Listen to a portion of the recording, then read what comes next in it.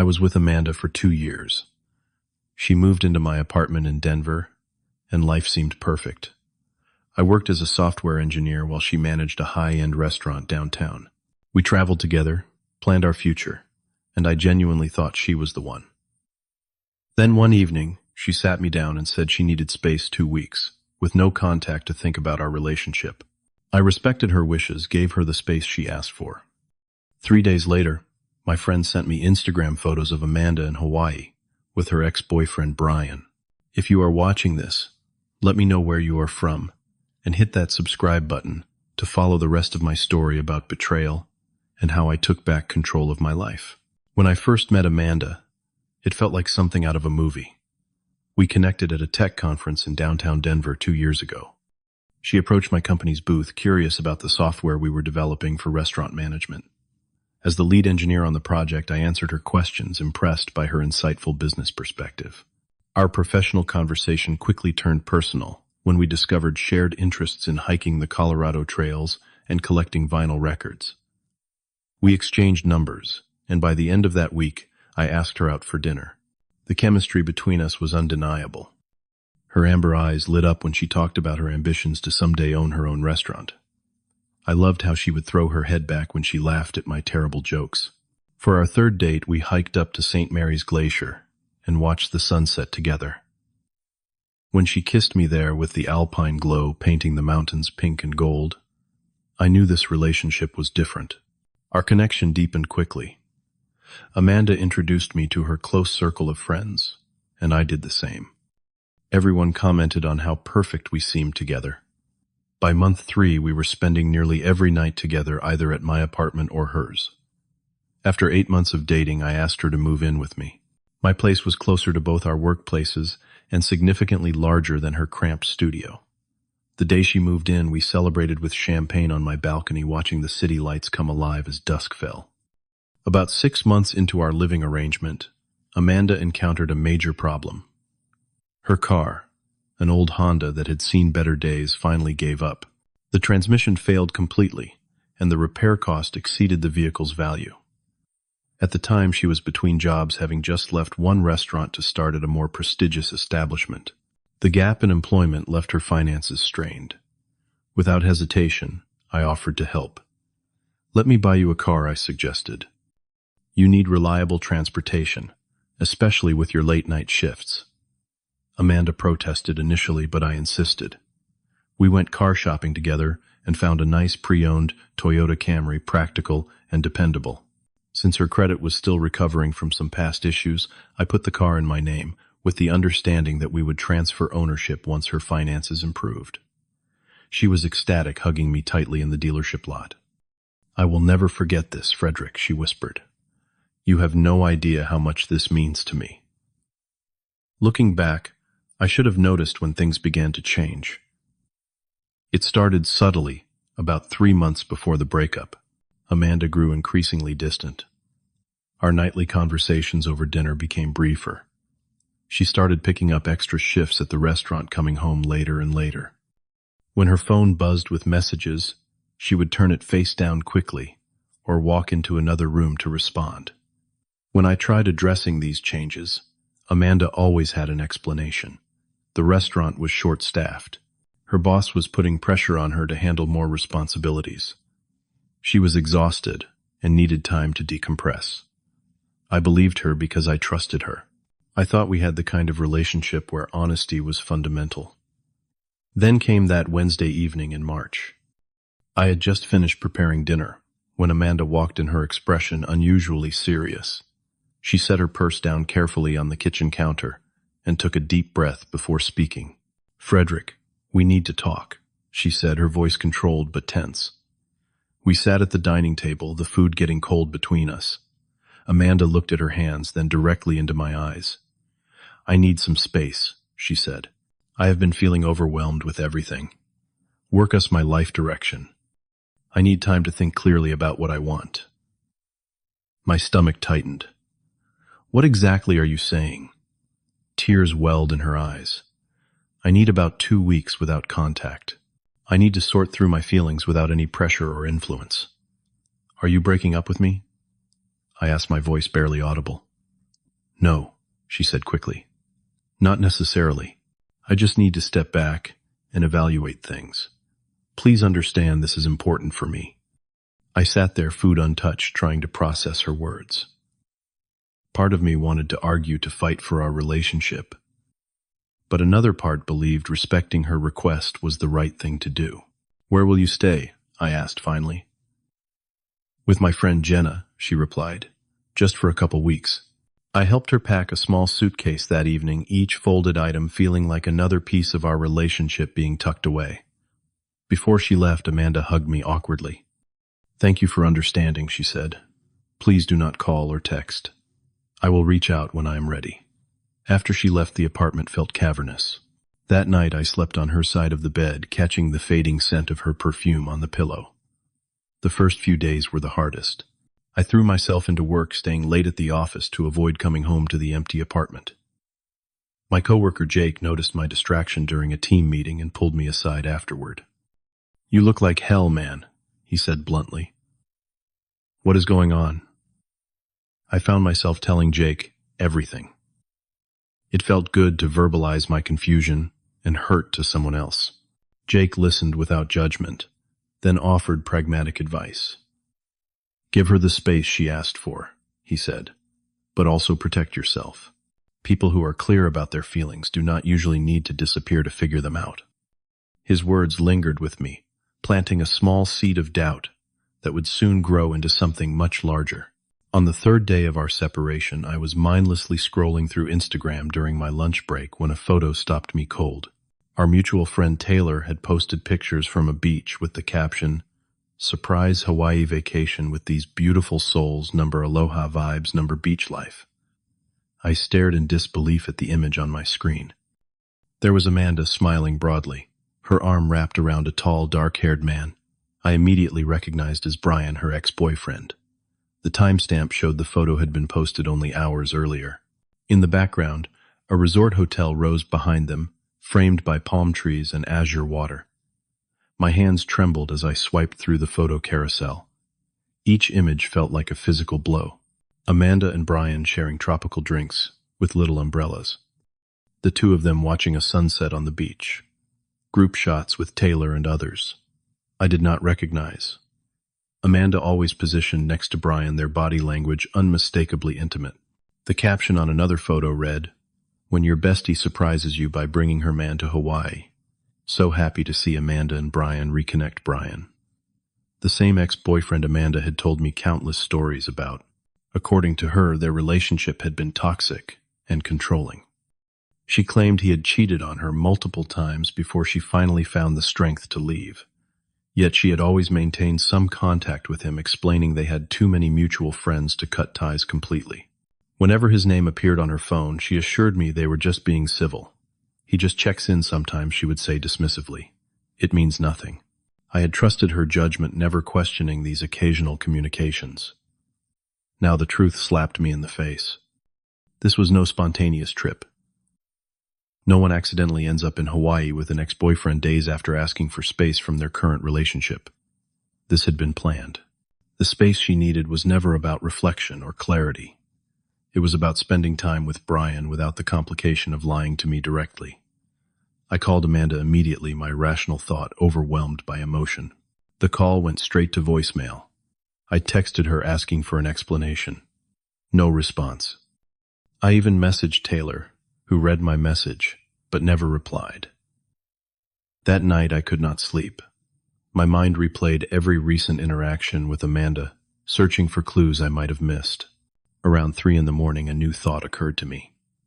We shared a credit card for household expenses. I pulled up our account online and began scrolling through recent transactions.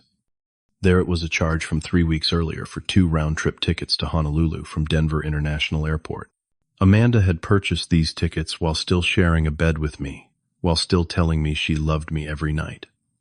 The betrayal was not impulsive. It was calculated.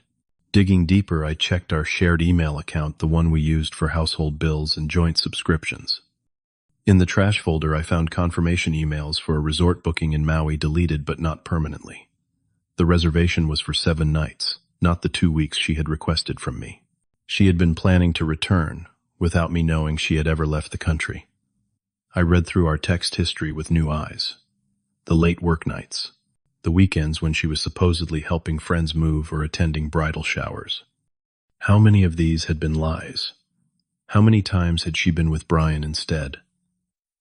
The next day, I reached out to one of our mutual friends, Sophia, someone I trusted to be honest with me. After some hesitation, she confirmed my worst fears. "I thought you knew, Sophia," said her voice heavy with guilt. "Amanda and Brian started talking again months ago. She told some of us they were just friends, but I saw them having dinner together twice downtown."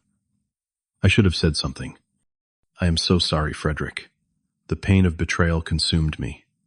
I had been played for a fool. The woman I thought I would marry had been living a double life, using me for stability while rekindling a relationship with her ex. The apartment I paid most of the rent for had become merely a convenient home base. The car I had purchased for her, a luxury she enjoyed while deceiving me. Every memory now felt tainted, every intimate moment questionable. That evening I sat alone in our apartment, surrounded by photos of us together, each one now seeming like a prop in an elaborate performance. The depth of the deception left me breathless. I had never felt so utterly betrayed, so completely discarded. The night I discovered the truth about Amanda and Brian marked a turning point. I sat on our couch until sunrise, moving through shock, grief, anger, and finally clarity. As dawn broke over the Denver skyline, I made a decision. I would not be a victim in this story. I would not wait pathetically for Amanda to return from her romantic vacation to deliver a rehearsed breakup speech. I would take back control. First, I needed to understand my legal position. The apartment lease was in my name, with Amanda listed as an occupant. The Toyota Camry was titled and registered solely under my name, as I had paid for it entirely. Our finances remained mostly separate except for the shared credit card with a small limit for household expenses. I called my friend Thomas, who practiced family law. Over lunch that day, he confirmed what I suspected legally. I had every right to restrict access to property that was mine. The car belonged to me regardless of any verbal understanding Amanda and I might have had about future ownership transfer. The apartment was my legal residence, and I could change the locks provided I did not dispose of her personal property or prevent her from retrieving it.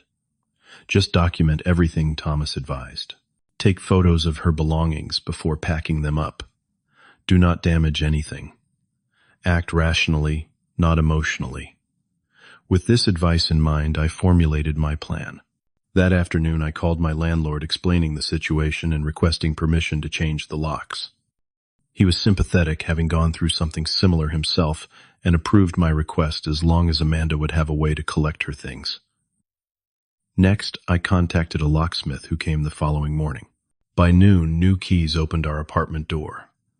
I photographed every room in detail, creating evidence of the undisturbed state of Amanda's possessions. The car presented a different challenge. I had no intention of keeping it. The Camry had become a symbol of my naivety, of how easily I had been manipulated. I listed it for sale online at a competitive price, emphasizing its excellent condition and low mileage. Within hours, I received multiple inquiries. By the weekend, I had accepted an offer from a young couple expecting their first child. The husband shook my hand firmly as he handed over a cashier's check. "This reliability is exactly what we need for our growing family," he said, smiling. I felt a weight lift watching them drive away in the car. It had found a home where it would be truly appreciated, not taken for granted. With the apartment secured and the car sold, I turned to the emotional labor of packing Amanda's belongings. I purchased sturdy boxes and carefully sorted her clothing, jewelry, books, and personal items. Each object carried memories that stung, but with each box sealed, I felt another tie to our false relationship severed. I labeled everything meticulously and stored the boxes in our spare room. Throughout this process, I maintained my professional composure at work, though Jake noticed the change in my demeanor. "You seem different," he observed over coffee one morning. "More resolved." "I discovered Amanda is in Hawaii with her ex," I explained, keeping my voice steady. The space she needed was just cover for a romantic vacation they had planned for weeks. Jake's expression darkened. "What are you going to do? I already did it," I replied, feeling a surprising calm. changed the lock, sold the car that was in my name. When she returns to find her key does not work and her parking space empty, we will have our final conversation. Jake nodded approvingly. Good for you, man. Standing up for yourself. To prepare emotionally for the inevitable confrontation, I scheduled a session with a therapist, Dr. Louv. Winters helped me process my feelings of betrayal without letting them consume me. She encouraged me to view this experience not as a failure, but as a valuable, if painful, lesson. People who truly love us do not lie to us, she said simply. You deserve honesty, Frederick. By protecting your boundaries now, you are teaching others how to treat you in the future. Those words resonated deeply. I was not taking these actions out of revenge, but out of self-respect. Amanda had made her choice long before I changed the locks or sold the car. She had chosen deception over honesty, Brian over me. I was simply acknowledging her decision and responding accordingly. As the date of Amanda's scheduled return approached, I felt increasingly prepared. Friends rallied around me, offering support and validation. My parents, once fond of Amanda, expressed their disappointment in her behavior and pride in my response. Even colleagues who caught snippets of the situation commended my dignity under pressure. For the first time since discovering the truth, I slept soundly the night before Amanda was due to return. Whatever happened next, I had reclaimed my self-respect. I was ready to face her. I tracked Amanda's flight online, knowing she would arrive back in Denver around 6 in the evening. Sure enough, at 6:30, my phone rang, her name flashing on the screen. I took a deep breath before answering. Hello, Amanda. Frederick. Her voice sounded panicked. My key is not working. Did something happen to the lock? Yes, I replied calmly. I changed it. A moment of stunned silence followed. You what? Why would you do that without telling me? For the same reason you went to Hawaii with Brian without telling me, I said, keeping my voice level. We both made decisions on our own. Another pause. How did you? You had no right to invade my privacy. The audacity of her response might have angered me a week earlier, but now it only confirmed I had made the right decision. I did not invade anything. Your vacation photos are all over social media. Taylor tagged you both. Amanda switched tactics, her voice softening. Listen, Frederick, I can explain everything. Where should I park? We need to talk face to face. Your car is no longer here, I said. What do you mean? Where is my Camry? You mean my Camry? I corrected her. The one titled in my name that I paid for entirely. I sold it last weekend. Her gasp was audible. You sold my car. You cannot do that. That was mine. Legally, it was never yours, I explained. But I do have all your personal belongings packed carefully. We can meet tomorrow at the coffee shop on Pearl Street to arrange their transfer. The conversation deteriorated from there. Amanda cycled through shock, anger, tears, and finally attempts at manipulation. She claimed she had only gone to Hawaii to get clarity about us. She insisted Brian was just a friend who happened to be there. Each lie only strengthened my resolve. I will meet you tomorrow at 2. Good night, Amanda. I ended the call feeling strangely peaceful. The next day, I arrived at the coffee shop early, securing a table in the corner. I had arranged for Jake to help transport Amanda's boxes, which waited in his truck outside. When she entered, I barely recognized her. The confident woman I had loved seemed diminished somehow, her expression a mixture of anger and unease. She slid into the seat across from me. I cannot believe you did this to me after everything we have been through. I think that is my line, I replied quietly. 2 years together, and you could not even tell me the truth. Amanda attempted to rewrite history. According to her new narrative, our relationship had been struggling for months. She had felt unsupported, misunderstood. Brian had simply offered friendship during a difficult time, which had unexpectedly evolved. The Hawaii trip was a coincidence of timing, not the pre-planned rendezvous the evidence clearly showed it to be. I listened without interruption, then placed a folder on the table between us. Inside is a complete inventory of your belongings, with photos showing their condition. Jake is outside with everything boxed up. I also included printouts of the flight reservations you made 3 weeks ago, and the hotel booking confirmation from our shared email. Her eyes widened slightly. She had not expected receipts of her deception. You can rewrite our story however you want, Amanda, I continued. But you cannot rewrite the facts. You lied to me, planned this trip well in advance, and used the need for space as a convenient cover. I respected your wishes for space. Now I need you to respect that this relationship is over. I slid a final document across the table. This releases both of us from any claims against each other. It confirms you have received all your property and have no further expectations regarding the vehicle that was in my name. You are being incredibly cold about this, she said, tears forming. No, I am being clear, I responded. There is a difference. After some hesitation, she signed the document. As we walked outside to transfer her belongings, she made one last attempt to salvage her image. Brian and I probably will not even last, she said. I made a mistake. Maybe after some time. I cut her off gently. There is no going back, Amanda. Not after this level of dishonesty. I wish you well, but we are done.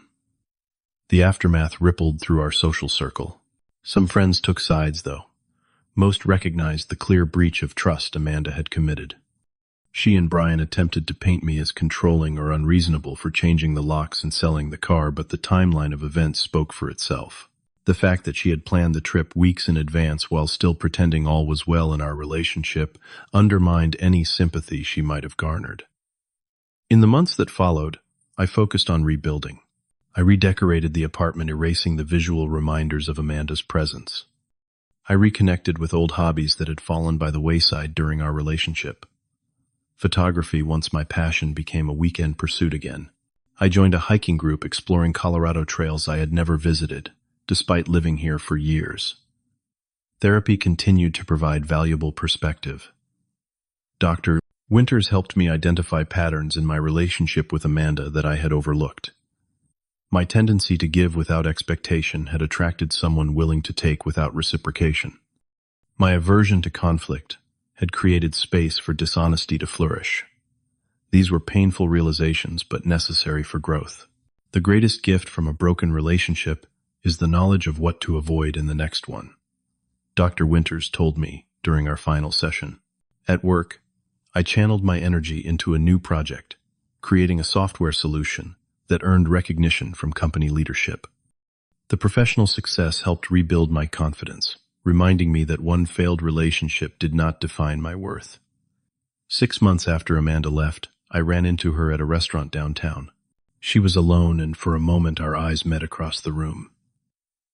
There was no anger left, no desire for reconciliation, just the quiet acknowledgement of two people who once shared a life, now moving in different directions. I nodded politely and returned to my meal with friends.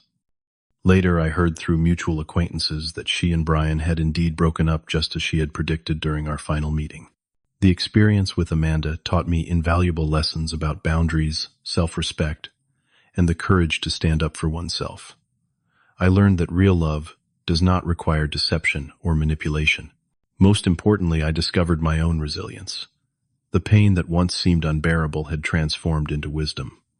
The betrayal that shook my foundation ultimately helped me build a stronger sense of self. Today, I no longer view Amanda's betrayal as something that happened to me, but rather as something that happened for me. It forced me to examine what I truly want in a partnership and what I will no longer tolerate. I approach new relationships with clearer boundaries and greater discernment, not from a place of fear, but from a position of self-knowledge. I am grateful for the lesson, though not for the teacher. And I move forward carrying not bitterness, but a profound appreciation for honesty, transparency, and the quiet dignity of choosing oneself when necessary. Have you ever had to make a difficult decision to protect your self-respect? Share your story in the comments below. If this story resonated with you, please hit the like button and subscribe to hear more real-life experiences. Remember, sometimes the most painful endings lead to the most beautiful beginnings. Thank you for listening, and until next time, take care of yourselves and honor your worth.